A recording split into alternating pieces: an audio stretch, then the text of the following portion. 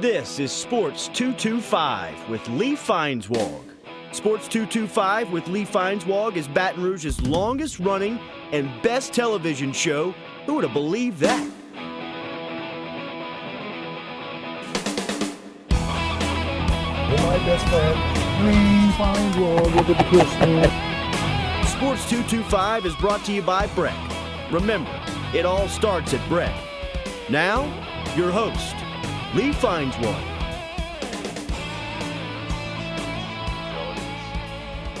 Oh, it's Sports 225. My guest tonight, Scott Rabalais. He is a columnist for The Advocate, and we decided actually a couple of weeks ago that, come on, the Tuesday is when we actually do this, but as you see it on Thursday, after the LSU plays Wisconsin, we'll talk about LSU beating Wisconsin and Chippy up ahead and whatever. And so it was good planning, though, that I had you here.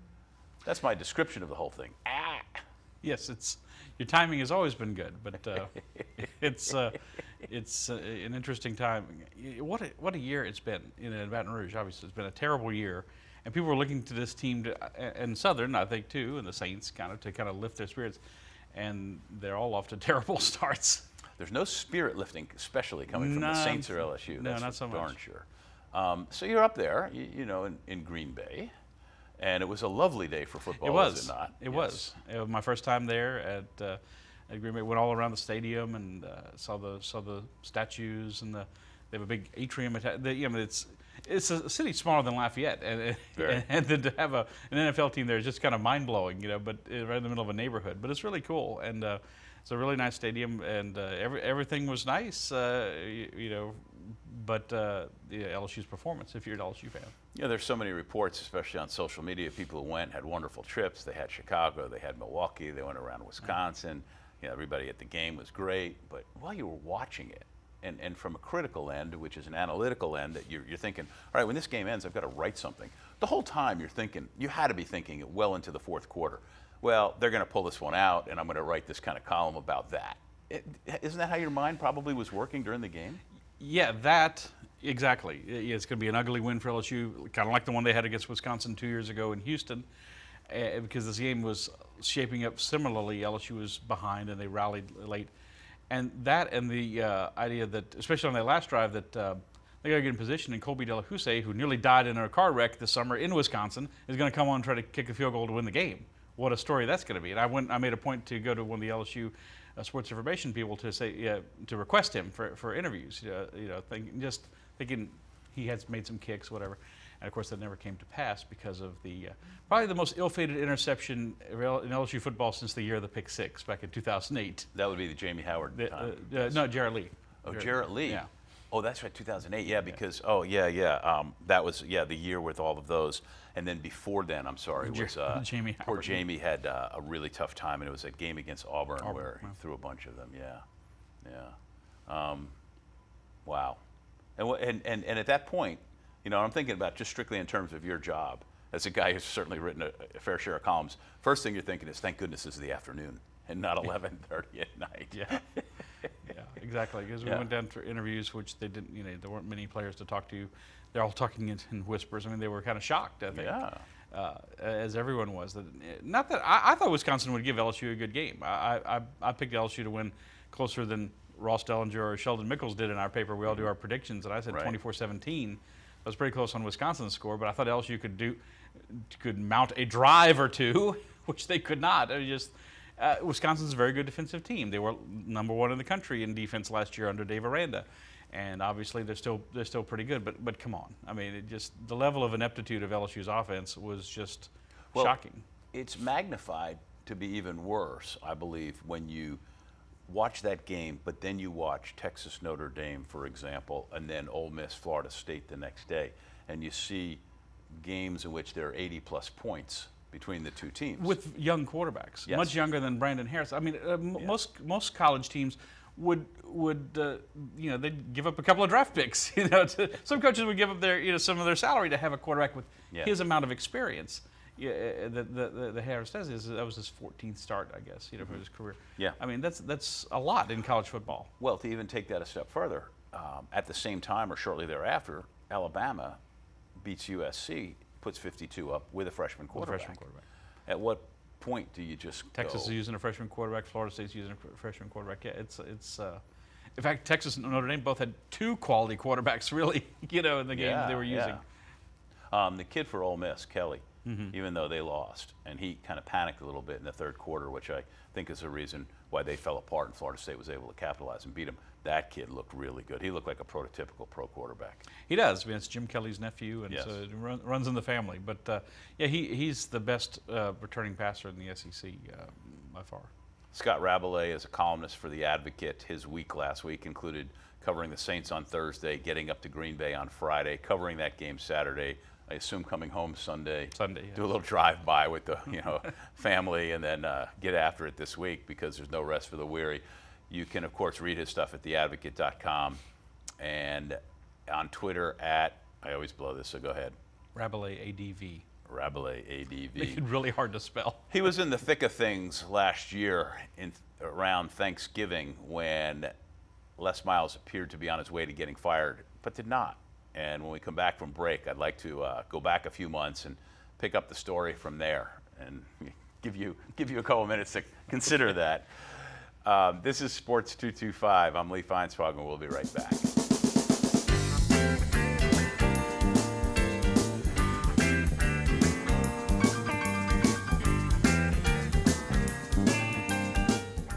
Hi, I'm Joe Martin, president of ITI Technical College, and I really encourage you to come out to our 12-acre campus here on Airline Highway in Baton Rouge. Contact ITI to enroll in our Construction Management Associate and Occupational Studies degree program.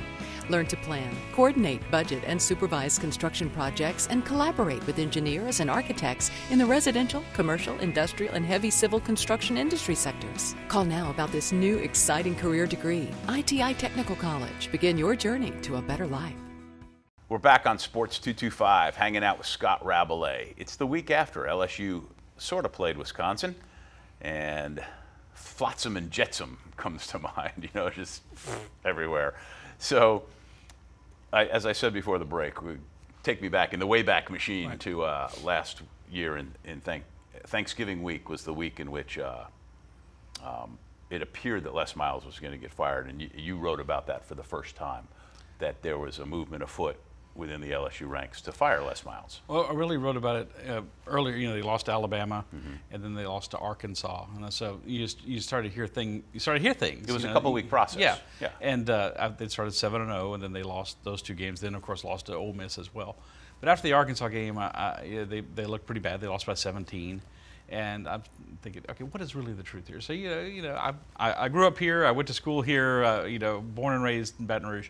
So one thing about getting to our age, Lee, is you get to know people and people who are around the program and know things that are going on. And I just want to say, what is going on with Les? Is he really in trouble? And it's like, yes, he is. He's really in trouble. People are really fed up, with him and the stubbornness towards to the way he runs the offense and everything. And of course, it just seemed to be compounded a week later by the Ole Miss game. They looked terrible in that game as well. And then, but somehow the week of the Texas A&M game, the regular season finale, it started to change. It's kind of like, because nationally there was all this reaction like, how could they do this to Les? He's won almost 80% of his games at a national championship. Well, the same situation was happening at Georgia, which was a school with a guy who everybody liked, who had not won a national championship but competed for them and done extremely well in the SEC East in his almost, 17 years or whatever he was there. And during that time, for the same reasons, they felt like he was on a down escalator. But what they did was evidently go into Mark Richt and say, hey, we're going to fire you. Let's everybody go out with our heads held high. We're going to give you a lot of money, and you move on. And they came to that type of agreement. And LSU did not do the same thing, failing Public Relations 101 to the nth degree. And I think that was a bigger part of it. There were 2 schools with exactly the same thought, same situations, but Georgia handled it one way and got away with it fine. And LSU, at the time, seemed like they got away with it fine because of the great recruiting class. But then this loss put such a damper on everything because of the way it occurred. Yeah, so, Miles gets an 11th hour reprieve from the governor, basically, because Jindal tweeted that day, I don't think they should fire him. Yeah. And well, the money in this case, LSU versus Georgia, was a factor. Yeah. It Oh, was yeah. substantial Yes. payout. Yeah. And LSU would pay them about $13 million. And Yeah. there's still owe them that, I believe, this year, unless they wait till after January 1st. So Yeah. anyway, we don't have to go there just yet. Please don't. But so all the public opinion changed, and F. King Alexander, I think, basically said, I can't go to the legislature begging for money next year if we're paying Les all this money not to coach. Right. So they won the game, and he got to stay, and then they won the bowl game, and then he changed defensive coordinators and hired Dave Aranda, who still looks like a great hire. I think I give him about a B for how they played defensively Saturday. They had some breakdowns and mistakes, but it's to be expected in the first game under Yeah, I mean, Wisconsin should have had more because there was the interception in the end zone. zone. I mean, it could have been 17-0 at Right. halftime, Yeah. so 6-0. Yeah. So, Yeah. great recruiting class, as you said. Everything seemed to be turning to gold. And Miles, basically gave assurances, even back at the Texas Bowl, the day before the game. They had a press conference with the two coaches, and he said, they're going to go out in the offseason and look at what other people are doing, basically modernize the offense, which is what people have been begging him to do. Modernize. I always go back to this. Les's two biggest allies in the SEC in terms of being people who are devoted to the power running game are Nick Saban and Brett Bielema at Arkansas. And these are both guys who have gone out in the last couple of years and hired younger, more progressive offensive coordinators, Dan Enos at Arkansas and Lane Kiffin at Alabama. How about Alabama picking up Steve Sarkisian this week as a offensive consultant? Yeah, exactly. Someone who, if Lane gets a head coaching job, which you figure he probably will at some point, might step into that role as offensive coordinator. So, I don't think Nick likes some of the things Lane has them doing offensively, but he knows you need to do it. Right. If you look at his mouth and his body language sometimes. So let me back you up then. Mm-hmm. Were you personally of the opinion, because you never wrote this specifically, and and we're not in the habit of hiring or firing coaches, members of the media, but did you think at that time it's time for Les to be fired and move on and make a change? Were you of that belief in November? I was. Yes. That kind of like you say with Rick at Georgia, he was running the course. It's the old John Madden thing. After about 10 years, probably needs to be a change. Yeah. And for most coaches, that's the case. And there seems to be an eventual decline. With familiarity breeds contempt, as they say, or something like that. Well, but then, like all the rest of us, after the remarkably good signing period and all the feel good and these guys are going to be great, then were you swayed as well, like in January and through last I have to weekend? admit, because like I said, lose Kevin Steele to an SEC rival Auburn, but hire Dave Aranda, who someone else would have hired if not LSU, or USC perhaps, or another power school. Great recruiting class. Through all the upheaval here this summer with the Alton Sterling shooting and then the police shootings and the flooding, Les has been a leader of the community. I mean, it really said all the right things and touched all the right buttons and was out in the community visiting people at Celtic Studios, right, who are there, the refugees, all those things. And it just goes. But the one thing he couldn't do, which is what I want to talk about when we get back from this break, is turn Brandon Harris into a really good quarterback. Right. Because something's missing there. He's Scott Rabalais. He is the longest running, most frequent guest in the history of this show, which used to be Sports Monday, converted to Sports 225, 6-7 years ago. So over the course of 22 years, he has been in the opposite chair at least 40-something times. And how he's put up with me for all those shows is beyond me, but I appreciate it. Don't even say a word. We will be right back. I'm Lee Feinswag at Sports 225.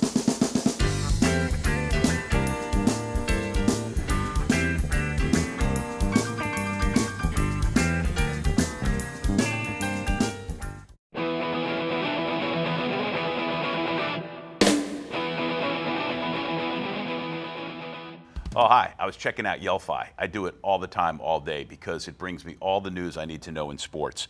I mean, I've got a customized news feed, real-time scores. It's integrated with Facebook and Twitter. You download it on iTunes, Yelphi, Y-E-L-L-F-Y. It's a great app and a fantastic Twitter feed.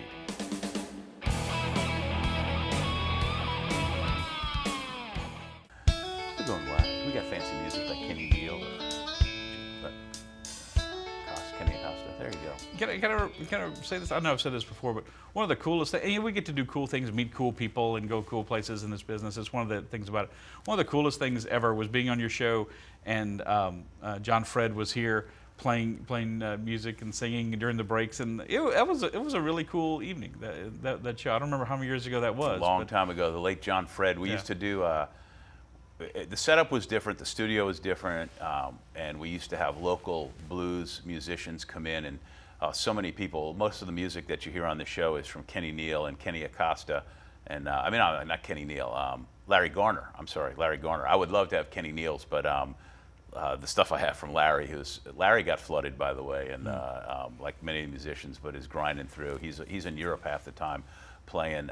They're both so kind. But yeah, so many people. But I have one of the few video recordings of John Fred doing Judy in Disguise. And unfortunately, he's singing it going into break, but we don't keep the cameras rolling as we did the commercials. Then we picked it up coming out of break. So we have, on record, like maybe 40 seconds of him singing it. But God, what a great guy. And of course, super, super important to the baseball community, all the coaching he did at Catholic High and in the leagues leading up to that over the years. But you can talk about the music and you can talk about John Fred, but you can't get away from talking about Brandon Harris. By the way, since we never even said this coming back from break, it's Sports 225. He's Scott Rabalais. I'm Lee Feinswalk, and we are doing the post-mortem, it seems like, I guess, of LSU playing Wisconsin. So correct me if my history is right in my head. Zach Mettenberger gets hurt a few years ago. Brandon Harris comes off the bench. No, it was Anthony Jennings. But that was Anthony Jennings who threw the big long touchdown against pass? Arkansas, yeah. Oh, and yeah. started, it's a good thing I had him correct me because my brain is And then mush. started the Outback Bowl. That's and then it, that was 2013. So Yeah. 2014, Jennings is the quarterback. Harris gets a start Against at Auburn. on the road, and it was a disaster. Disaster, right. Jennings basically started the rest of the year. Then he beat him out last year. So so he started every game last year, the one game at Auburn, and then this one. You know. And Anthony Jennings, of course, transferred because he saw that he was going to be buried, so to speak. Right, and, playing for the Cajuns. yes, and Yeah, he probably wouldn't even have been the second string this year. Probably would be behind Danny Edling. yeah. One of the traits of the Les Miles era is that he's very loyal to his players, and he's not quick to make changes, unless a guy fumbles. Unless he fumbles, that's right. You Then fumble, it's like witness protection agency, yes. But on one hand, the defense of Brandon Harris, the LSU offensive line, left a lot to be desired. It will have even more to be desired this week, although that shouldn't matter with Josh Butte on the bench, or not even in the stadium for all I know when you're suspended for completely bulldozing a player. That was really a vicious hit. Did you ever get a chance, by the way, to watch that and see Yes. where was his head such that maybe he did actually not know? Or do you think he Possibly, had, but there was an open field in front of him. It's not like he was engaged with someone like in the trenches. Yeah. The play had opened it because Harris had wheeled out away from pressure, and it wheeled to his left. So he's kind of out there in front of him. He saw what was going. He saw that he wasn't still returning the ball. I mean, clear. And even if he was, even if that was the case, he wasn't trying to make a tackle. He clotheslined the guy. He was trying to hurt him. He hit him pretty good. So all that being said, I don't think that's going to matter against Jacksonville, right? No, I mean although they had a nice victory. They're an FCS level team, and they took Auburn to overtime last year at Auburn. Of course, Auburn didn't have a good year, and they went all the way to the FCS national championship game. So they're not at their level. They're a very good team. Well, after you lose to Wisconsin and score only 14 points, 7 on offense, and that one came off a turnover, you should be concerned. All that being said, all right, what's up with Brandon Harris? Why is the poor fellow not able to improve, at least in our eyes, and show better passing ability and better judgment and better field vision? The only thing you can say is that he just doesn't have it in him. I mean, a lot of reasons a lot of us never played quarterback at LSU is because, or a school like it, is because we weren't good enough. And Harris, you heard it over the summer, to the Manning Passing Academy or leaking out of practice that he's still not that accurate. And you saw it on the very first pass. He drops back, throws a pass in the left flat, I believe, to Dupree, and it's over his head. I mean, maybe grazed his fingertips, but I mean, not accurate at all. And of course, very bad decisions. I mean, clearly, a quarterback with his level of experience. You said he got pressured a lot. I think Ross Dellinger looked at the whole game and charted it and figured on 1/3 of his passing attempts he was, facing pressure or got sacked. But every quarterback with that kind of experience you would expect is just going to throw it away. It's 1st and 15. You just need to get back to the original line of scrimmage. Yeah. They were at the 35. You get back to the original line of scrimmage. De La Houssaye's kicking a 47-yard field goal, not a gimme by any means, but certainly within his range, and they pull the game out. You just can't give your team no ability to win, and it just seemed like Fournette went out the play before, then there was a penalty. And I was thinking to myself, it's all on Brandon right now. And now maybe they shouldn't even throw it. Some people say they shouldn't even throw the ball. You give the ball to Geis and run it 2 or 3 times up the middle, and then you kick. Yeah, well, here's the other thing, too. Is why doesn't Brandon Harris run more? Why doesn't he? That has to be a thing, because he can. He can run. You would think. And if your quarterback is so ineffective as a passer, then you have to think, all right, somebody else on the roster, the freshman from Zachary, for example, might be better in this situation. But I mean, LSU. This is the conundrum and the thing that's frustrating to a lot of people about LSU's offensive philosophy. They continue to recruit dual threat quarterbacks like Jennings and Harris and other guys who are coming in like Lindsey Scott, and they continue to make them stay in the pocket, kind of go away from their natural tendencies. Mettenberger was an outlier because he couldn't run, so he had to stay in the pocket. But it's like, it doesn't mesh, what they can do with what they want them to do. Well, I got a question related to that as soon as we get back. He's Scott Rabalais. I'm Lee Feinswag. We got one more segment left on Sports 225, and we will be right back.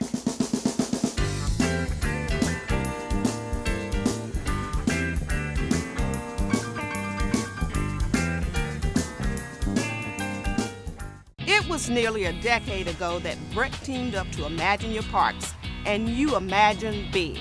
12 beautiful community parks from one end of the parish to the other, one family-sized water park, and 5 other parks just for your dogs. You have places to splash and places to explore. You have games to play and camps galore. No matter what you like to do or see, visit Breck.org and see how together we have made Breck better than imagined. Coming down the home stretch of another Sports 225. Thanks, of course, to Scott Rabalais from The Advocate for being here, but also to John Williams from JCW Productions for not only directing the show, but all that he does, and JC Production, that's easy for me to say, JCW Productions for anything you need digitally and creatively. I didn't say digitally or creatively or JCW very well there, did I? If he's really good, he can probably edit that out and make it a lot smoother. That's the beauty of this show. We don't edit out anything, Well, one time when you were on, I did drop a curse word, and luckily it wasn't live. Yeah, and I was able to, because I started laughing and I said something, and luckily I was able to go behind. That's the only time in 22 years I've ever said a bad word on this show. We used to take those live calls. I was always worried, like, what is somebody going to say? Yes. So, how much of the finger has to get pointed at Cam Cameron, or the inability for Cam Cameron to do his job the way he would want, in your opinion? Well, there's a couple of layers there. One is that the offensive game plan is a co-production with Cameron and Miles, and now Damian Craig, the new wide receivers coach who played quarterback at Auburn, has some. Who could run, by the way? Oh yes, he definitely could. He was a very good quarterback in that regard. So it's kind of they collectively, but Cameron, I think, bears some responsibility for not developing the quarterbacks better than they have developed. Mettenberger came to them kind of half-baked. He had been at Georgia, he had been at a junior college. And then, but the kind of plays he has to run is dictated by Les Miles. You hear that they practice different things, more exotic, for lack of a better word, plays, or plays that most people are running. And then once they get to the game, it's like 2 tight ends and a fullback. Let's go. I mean, you look at every game I saw after coming back from Green Bay this weekend, Lee. It was like, well, LSU doesn't do that. No. LSU doesn't run that kind of play. LSU does that. We just got a few seconds left. Yes. It's a non-conference game. You still can win the SEC West. If you win the SEC West, you can still win the national championship. But pretty much now you're in a situation where you got to close out. Do you think anything like that can happen? No. Not at all. No, I mean, they're looking at 8 or 9 wins, and that puts Les back in the big hot seat. And do you think that Les Miles is the coach in 2017 at LSU? Not right now. All no, right. I don't know. I got to cut you off. I got to cut you off there. All right, he's Scott Rabalais, not only my dear friend, but a great writer for TheAdvocate.com, and also a newspaper that I think they still publish. Yes, they do. All right, hey, thanks everybody. I'm Lee Feinswag. This has been Sports 225.